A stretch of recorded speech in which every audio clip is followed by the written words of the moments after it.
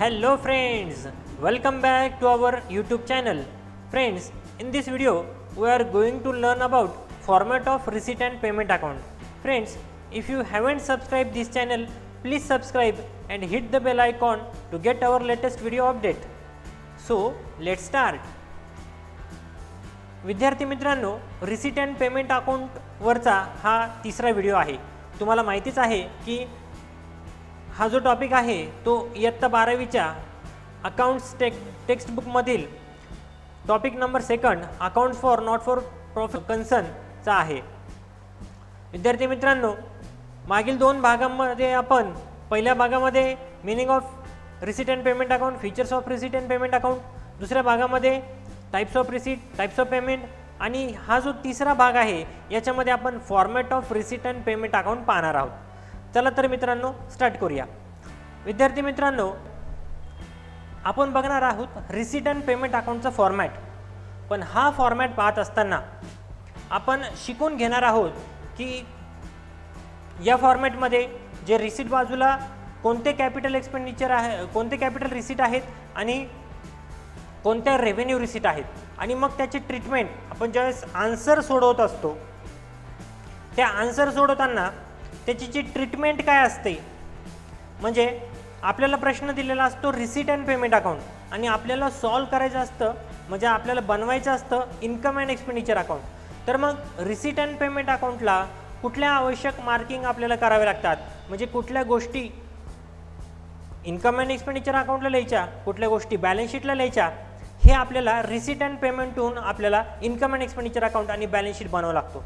तर विद्यार्थी मित्रांनो, या व्हिडिओमध्ये आपण हे शिकणार आहोत की कोणत्या कॅपिटल रिसीट, कोणत्या रेव्हेन्यू रिसीट, कोणते कॅपिटल एक्सपेंडिचर, कोणते रेव्हेन्यू एक्सपेंडिचर, आणि हे याची ट्रीटमेंट कुठं असते, कुठं लिहिलं जातं. फायनान्शियल स्टेटमेंट बनवताना नॉन ट्रेडिंग कन्सर्नचं फायनान्शियल स्टेटमेंट असतं इन्कम अँड एक्सपेंडिचर अकाउंट आणि बॅलन्स शीट. तर हे फायनान्शियल स्टेटमेंट बनवताना रिसीट अँड पेमेंटला बेस ठेवून आपण ते कसं सॉल्व करतो आणि याच्यावर कोणत्या आवश्यक मार्किंग करतो ते आपण या व्हिडिओ बघताना मी मार्किंग तुम्हाला इथे करून दाखवणार आहे. सेम पद्धतीचे मार्किंग आपण ज्यावेळेस क्वेश्चन बघू त्यावेळेस आपण करणार आहोत. विद्यार्थी मित्रांनो, रिसीट अँड पेमेंट अकाउंट हा कॅश बुकच आहे. कॅश बुक आहे. डाव्या बाजूला, कॅशबुकच्या डाव्या बाजूला म्हणजेच डेबिट बाजूला आपण कॅश कम्स इनच्या एंट्री करत असतो, तर कॅशबुकच्या क्रेडिटला म्हणजेच रिसीट अँड पेमेंट अकाउंटच्या क्रेडिटला आपण पेमेंट्सच्या एंट्री करत असतो कॅश गोज आउटच्या. विद्यार्थी मित्रांनो, हा जो टॉपिक आहे तुम्हाला या टॉपिकमध्ये क्वेश्चन देणार आहेत. तुम्हाला क्वेश्चन जो येत असतो, जसं पार्टनरशिपमध्ये तुम्ही पाहिलं की तुम्हाला क्वेश्चन येत असतो ट्रायल बॅलन्स, तर या टॉपिकमध्ये तुम्हाला जो क्वेश्चन जो येणार आहे तो येणार आहे रिसीट अँड पेमेंट अकाउंट. तर हा रिसीट अँड पेमेंट अकाउंट म्हणजेच नॉन ट्रेडिंग कन्सर्नचं एक प्रकारे ट्रायल बॅलन्स आहे. विद्यार्थी मित्रांनो, ही कॅशबुक आहे आणि या कॅशबुकहून म्हणजेच रिसीट अँड पेमेंट अकाउंटहून तुम्हाला बनवायचा असतो इन्कम अँड एक्सपेंडिचर अकाउंट्स. म्हणजे या रिसीट अँड पेमेंट अकाउंटवरून तुम्हाला त्या कन्सर्नचं फायनल अकाउंट्स बनवायचे असतात. फायनल अकाउंट्स कोणते असतात? इन्कम अँड एक्सपेंडिचर अकाउंट आणि बॅलन्स शीट. हे नॉन ट्रेडिंगसाठीचे असतात. पार्टनरशिपसाठी किंवा सोल ट्रेडिंगसाठी तुम्ही पाहिलं होतं trading profit and loss account आणि बॅलन्स शीट होते. तर या नॉन ट्रेडिंग कन्सर्नसाठी असतात इन्कम अँड एक्सपेंडिचर अकाउंट आणि बॅलन्स शीट.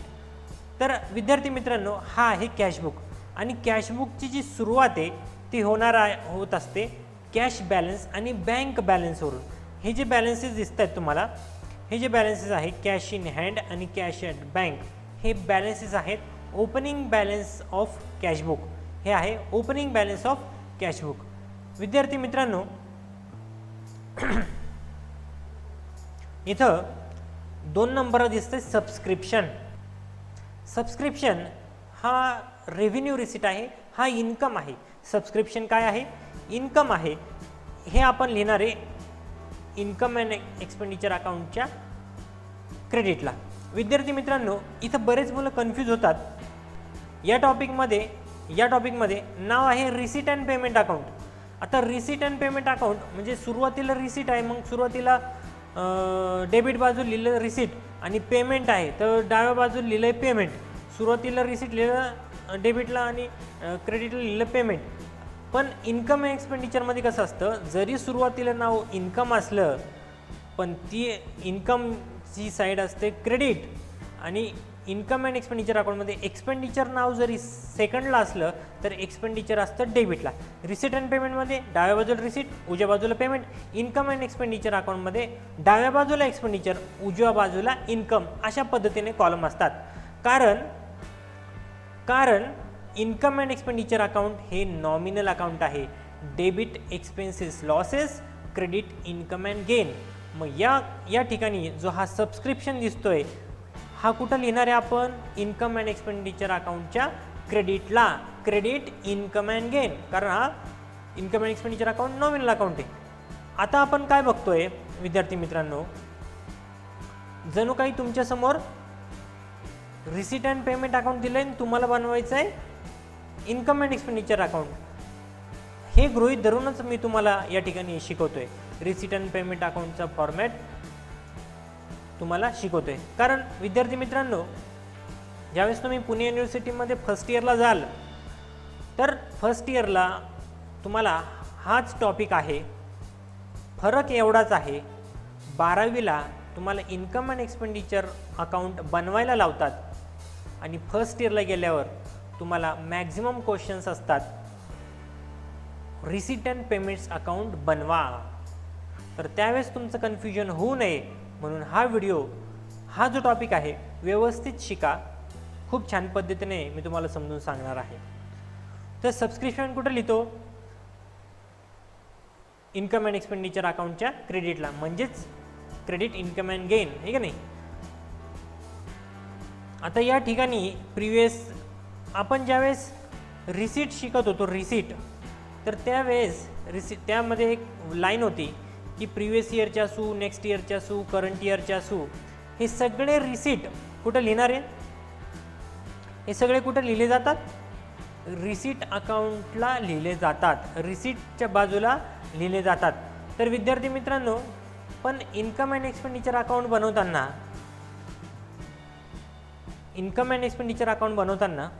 फक्त आणि फक्त करंट अकाउंटचंच लिहायचं असतं. प्रिव्हियस इयरचं लेस करायचं असतं, नेक्स्ट इयरचं सुद्धा लेस करायचं असतं. समजलं का? ओके. ज्यावेळेस क्वेश्चन सुरू होतील त्यावेळेस तुम्हाला अजून क्लिअरली समजेल. आता तुमच्यासाठी हा टॉपिक नवीन आहे त्यामुळं शांत पद्धतीने समजून घ्या. त्यानंतर एंट्रन्स फी सुद्धा काय आहे, इन्कम आहे. मी आय लिहितो तिथं, इन्कम आहे. लाईफ मेंबरशिप फीज हे कॅपिटल रिसिट आहे, म्हणजे हे जाणार बॅलन्स शीटच्या असेटला. कुठं जाणार, बॅलन्स शीटच्या असेटला. आणि लिगसीज कुठे जाणार, लिगसीज सुद्धा इन्कम आहे. चला तर नेक्स्ट स्लाइड.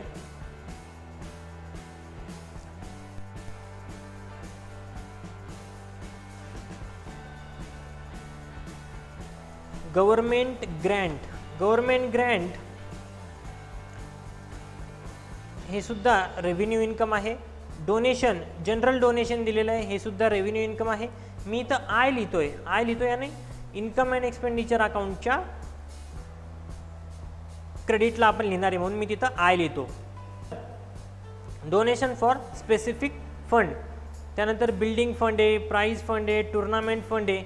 हे जे आहेत हे काय आहेत, हे जे फंड दिसत आहेत तुम्हाला हे कॅपिटल रिसिट आहे. हे कुठे जाणार, बॅलन्स शीटच्या लायबिलिटीला.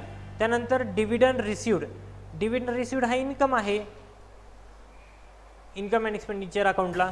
हायर किंवा रेंट ऑफ हॉल रिसिव्ड, तर हॉल भाड्याने दिला रेव्हेन्यू इन्कम आहे. सनरी इन्कम हा रेव्हेन्यू इन्कम आहे. सेल ऑफ ओल्ड मटेरियल हा रेव्हेन्यू इन्कम आहे. Sale of newspaper revenue income. Scrap, sale of old newspaper scrap, ठीक आहे नाही, हा रेव्हेन्यू इन्कम आहे. मिसक्लिनियस रिसीट हा सुद्धा रेव्हेन्यू इन्कम आहे. टुर्नामेंट रिसीट हा सुद्धा रेव्हेन्यू इन्कम आहे. Cricket fees, tuition fees, term fees हे सुद्धा सगळे रेव्हेन्यू इन्कम आहे. त्यानंतर तिसरी जी स्लाइड आहे याच्यामध्ये आपण पाहूया की कलेक्शन ऑफ फाईन हा सुद्धा रेव्हेन्यू इन्कम आहे इन्कम अँड एक्सपेंडिचर अकाउंटला. त्यानंतर लॉकर रेंट हा सुद्धा रेव्हेन्यू इन्कम आहे. एक्झाम फीज सुद्धा रेव्हेन्यू इन्कम आहे. आणि विद्यार्थी मित्रांनो, आता आपण पेमेंट बाजू बघूया. तुम्ही 11वीला असताना कॅशबुक शिकलेले आहात. बॅलन्स असला तर कॅशबुकच्या डेबिटला लिहितात आणि ओव्हरड्राफ्ट असला तर ओव्हरड्राफ्ट ब्रॉडडाऊन कुठं करतात, पेमेंट बाजूला ओव्हरड्राफ्ट ब्रॉडडाऊन करतात. तर हा ब्रॉडडाऊन केलेला ओव्हरड्राफ्ट आहे. जर ओव्हरड्राफ्ट असेल तर या पद्धतीने ब्रॉडडाऊन करतात आणि बॅलन्स असेल तर या पद्धतीने इकडं बॅलन्स डेबिटला लिहितात. तर त्यानंतर आपण सॅलरी हा रेव्हेन्यू एक्सपेंडिचर आहे. हा कुठे लिहिणार, इन्कम अँड एक्सपेंडिचर अकाउंटच्या डेबिटला. मी फक्त एक्सपेंडिचर असं लिहितो म्हणजे तुम्हाला लक्षात येईल की हे एक्सपेंडिचर बाजूला लिहायचं आहे. आणि ज्यावेळेस कॅपिटल एक्सपेंडिचर असतो त्यावेळेस ते बॅलन्स शीटच्या असेटला लिहिलं जातं, त्यावेळेस मी तिथं BA लिहिल. ठीक आहे. त्यानंतर रेट्स अँड टॅक्सेस एक्सपेंडिचर बाजूला. विद्यार्थी मित्रांनो, आपल्याला क्वेश्चन असा येत असतो की रिसीट अँड पेमेंट अकाउंट दिलेला आहे, तुम्ही इन्कम अँड एक्सपेंडिचर अकाउंट बनवा.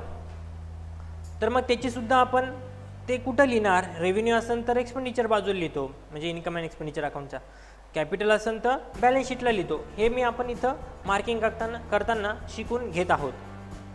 त्यानंतर प्रिंटिंग अँड स्टेशनरी आपण एक्सपेंडिचर बाजूला लिहितो, जनरल एक्सपेन्सेस एक्सपेंडिचर बाजूला, interest on bank loan expenditure बाजूला, इलेक्ट्रिसिटी चार्जेस एक्सपेंडिचर बाजूला. त्यानंतर ऑडिट फीज एक्सपेंडिचर आहे, टुर्नामेंट एक्सपेंडिचर आहे, वेजेस एक्सपेंडिचर आहे, परचेस ऑफ स्पोर्ट्स मटेरियल. आता काय परचेस केले, स्पोर्ट्स मटेरियल परचेस केले. आता हे काय आहे, असेट आहे. हे काय आहे, असेट आहे, म्हणून हे कुठं लिहिणार, बॅलन्स शीटच्या असेटला.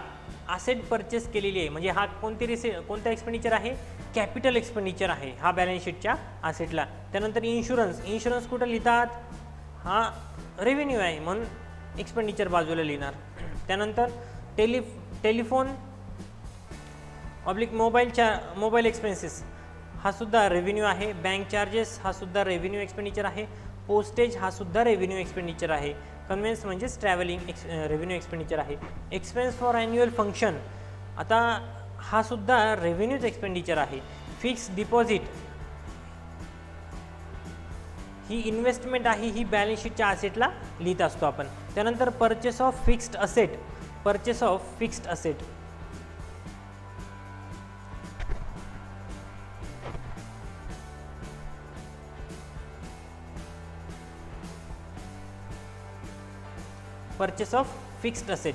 कुठे लिहिणार, purchase of fixed asset balance शीटच्या असेटला, हा कॅपिटल एक्सपेंडिचर आहे. त्यानंतर बुक्ससुद्धा बॅलन्स शीटच्या असेटला येतात. फर्निचरसुद्धा बॅलन्स शीटच्या असेटला लिहिणार. बिल्डिंग बॅलन्स शीटच्या असेटला लिहिणार. इन्व्हेस्टमेंट बॅलन्स शीटच्या असेटला लिहिणार. त्यानंतर न्यूजपेपर हा एक्सपेंडिचर आहे, रेव्हेन्यू एक्सपेंडिचर बाजूला. त्यानंतर ऑफिस एक्सपेन्सेस एक्सपेंडिचर बाजूला. रिपेअर्स एक्सपेंडिचर बाजूला. नेक्स्ट त्यानंतर cash in hand and cash at bank. विद्यार्थी मित्रांनो, ज्यावेळेस receipt and payment account close केलं जातं, जर रिसीट बाजू जास्त असेल तर रिसीट बाजू पेमेंट बाजूला, ही रिसीट बाजूची टोटल पेमेंट बाजूला टाकतात आणि त्यातून पेमेंटची टोटल लेस केल्यावर आपल्याला काय मिळणार आहे, कॅश बॅलन्स आणि बँक बॅलन्स. हे काय आहे, कॅशबुकच आहे. कॅशबुकला जसं क्लोज करतात तसं, आणि उरतो तो कॅश बॅलन्स, बँक बॅलन्स. आणि विद्यार्थी मित्रांनो, जर पेमेंट बाजू जास्त असेल तर पेमेंटची टोटल या ठिकाणी टाकतात आणि त्यातून रिसीट बाजू मायनस केल्यावर उत्तर येणार बँक ओव्हरड्राफ्ट. काय उत्तर येणार, बँक ओव्हरड्राफ्ट.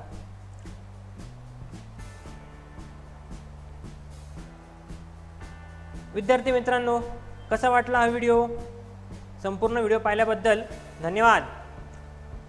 हा व्हिडिओ कसा वाटला लाईक करा आणि कमेंट करा, तुमच्या मित्रांपर्यंत शेअर करा आणि तुम्ही या चॅनलला नवीन असाल तर सबस्क्राईब करा. भेटूया पुढच्या व्हिडिओमध्ये. Distinguish between receipt and payment account आणि income and expenditure account. Bye bye.